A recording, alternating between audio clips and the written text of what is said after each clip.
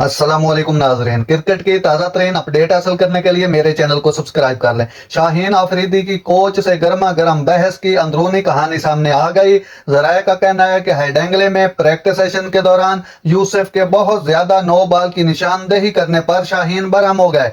Pakistan cricket team के fast bowler Shaheen Afridi ने world cup से ऐन कबल पाकिस्तान के दौरा इंग्लैंड के दौरान बैटिंग कोच मोहम्मद यूसुफ से गर्मा गर्म बहस की थी। लाहौर से आने वाली इन रिपोर्टों के एक दिन बाद जब कोचेज और इंतजामिया ने हालिया दौरे के दौरान शाहीन के रवैये पर चेयरमैन पीसीबी से शिकायत की थी, यह बात सामने आई कि आफरीदी ने दर हकीकत यूसुफ के साथ सख्त अल्फाज का तबादला किया था, लेकिन बाद में उनसे माजरत भी की थी। पाकिस्तान क्रिकेट टीम मैनेजमेंट मुतअद्दिद ज़राए ने जियो न्यूज़ को तस्दीक की कि यह मसला हेट ऑफ द मूवमेंट था और इसे फौरी तौर पर हल कर दिया गया था और इसके बारे में रिपोर्ट करने के लिए कुछ नहीं था। इस वाक़े को याद करते हुए एक जरिए ने जियो न्यूज़ को बताया कि जब आफरीदी हेडेंगले में नेट में बॉलिंग कर रहे थे, मोहम्मद यूसुफ जो आयरलैंड और इंग्लैंड के दौरे पर टीम के साथ बैटिंग कोच थे, उनकी नो बॉल की तरफ इशारा किया था। बार बार नो बॉल करने के लिए बुलाए जाने पर शाहीन गुस्से आ गए और यहीं से बात शुरू हुई।